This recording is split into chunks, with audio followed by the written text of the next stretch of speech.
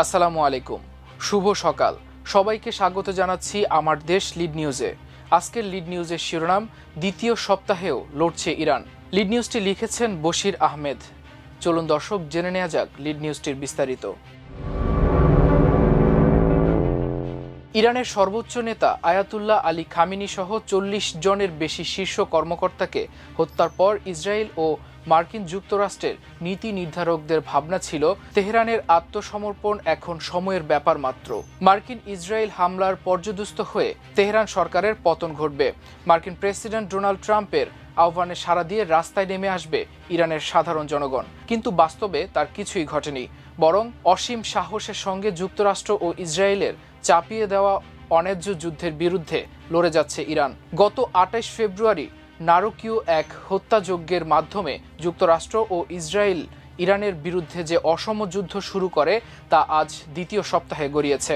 আত্মসমর্পণ নয়, বরং ৫,০০০ বছরের সভ্যতার চারণভূমি ইরান তার আত্মমর্যাদা রক্ষায় সর্বশক্তি দিয়ে লড়ে যাচ্ছে। এই যুদ্ধ কতদিন চলবে বা কিভাবে শেষ হবে এই মুহূর্তে তার উত্তর কারো জানা নেই। বিশিষ্ট আন্তর্জাতিক নিরাপত্তা বিশ্লেষক ঈশান থারুর নিউ ইয়র্ক টাইমকে বলেছেন, মার্কিন ও ইসরায়েলি বিমান হামলা ইরানের সর্বোচ্চ নেতাকে হত্যা করেছে, সৃষ্টি করেছে আঞ্চলিক অস্থিরতা।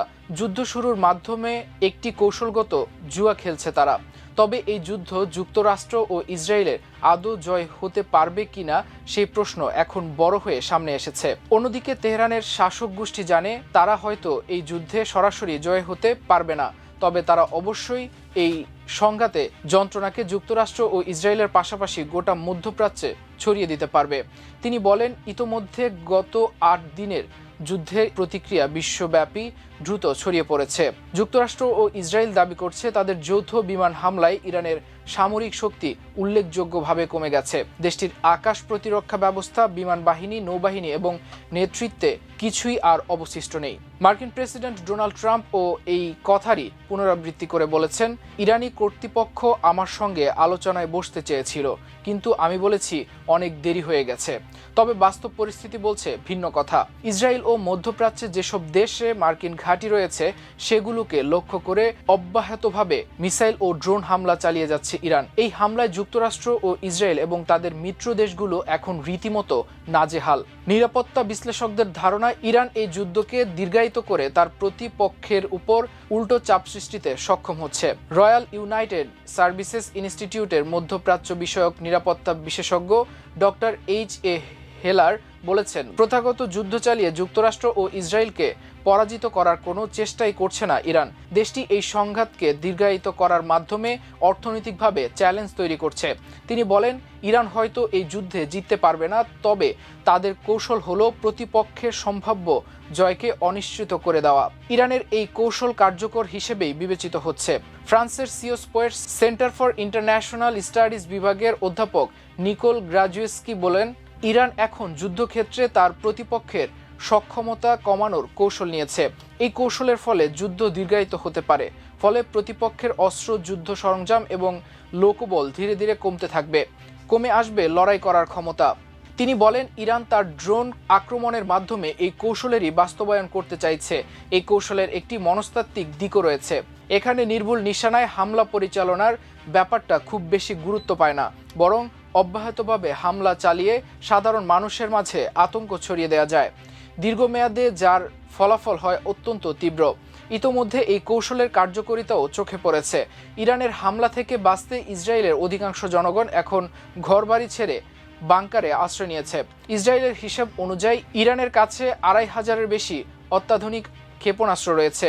এর পাশাপাশি ৮০,০০০-এর বেশি ড্রোন রয়েছে বলে নিরাপত্তা বিশ্লেষকদের ধারণা। গত ৮ দিনে এই বিপুল অস্ত্র ভাণ্ডারের ছোট একটি অংশই ব্যবহার করা হয়েছে। নিরাপত্তা বিশ্লেষক হেলার মনে করেন, ইসরায়েলের স্থাপনা এ অঞ্চলে মার্কিন ঘাঁটি এবং উপসাগরীয় অঞ্চলে তাদের মিত্রদের উপর হামলা চালানোর ক্ষমতা যেমন ইরানের রয়েছে, তেমনি হরমুজ প্রণালী বন্ধ করার মাধ্যমে জ্বালানি সরবরাহের ক্ষেত্রে রীতিমতো চ্যালেঞ্জ তৈরি করছে তেহরান। হরমুজ প্রণালীতে সামান্যতম বিঘ্ন বিশ্ব অর্থনীতিতে বড় ধরনের নেতিবাচক প্রভাব ফেলবে। বিশ্বের জ্বালানি তেলের ২০% এই প্রণালী দিয়ে পারাপার করা হয়, যা এখন ইরান কার্যত বন্ধ রেখেছে। ইতোমধ্যে অস্থির হয়ে পড়েছে জ্বালানি তেলের আন্তর্জাতিক বাজার, যার প্রভাব বিশ্বের সব দেশের উপর কম বেশি পড়ছে।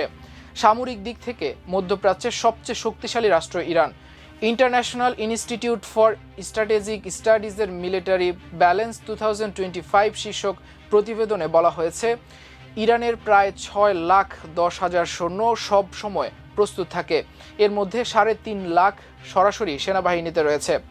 Islamic revolutionary guard corps IRGC, যার নিয়মিত দায়িত্বের পাশাপাশি ইরানের মিসাইল ব্যবস্থাপনার দায়িত্ব রয়েছে, তাদের সংখ্যা 1,90,000। এর বাইরে হুতি বিদ্রোহী গোষ্ঠী, লেবাননে হিজবুল্লাহ এবং গাজায় হামাস সহ ইরানের কিছু আঞ্চলিক মিত্র রয়েছে।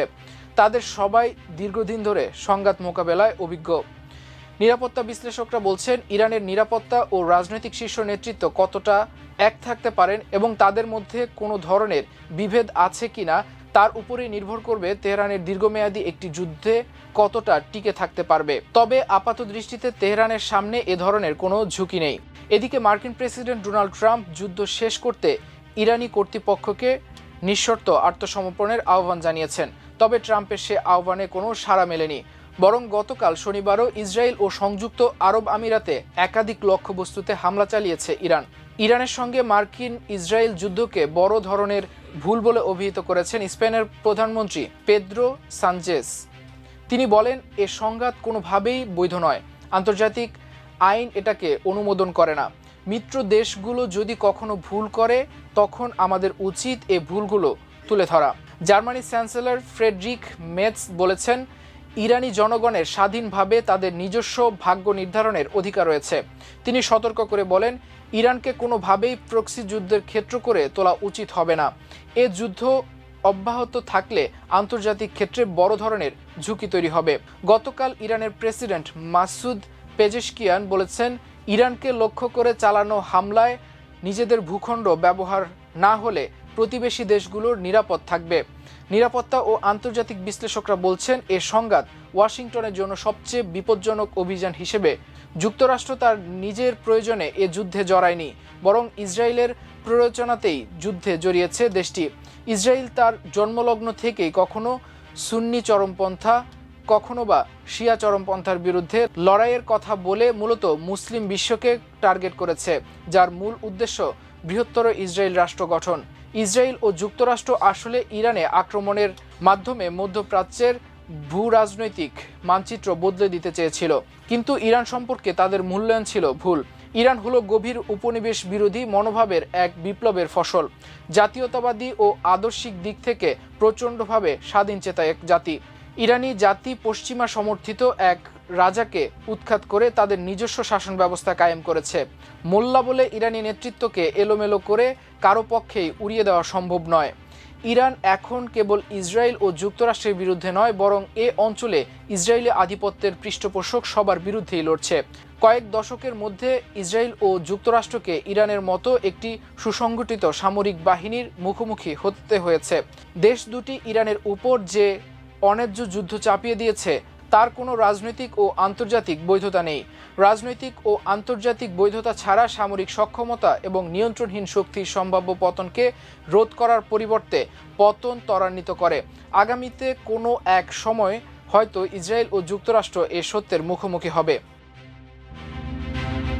দর্শক, এ ছিল আমার দেশ আজকের লিড নিউজে। এতক্ষণ সঙ্গে থাকার জন্য অশেষ কৃতজ্ঞতা। আল্লাহ হাফেজ।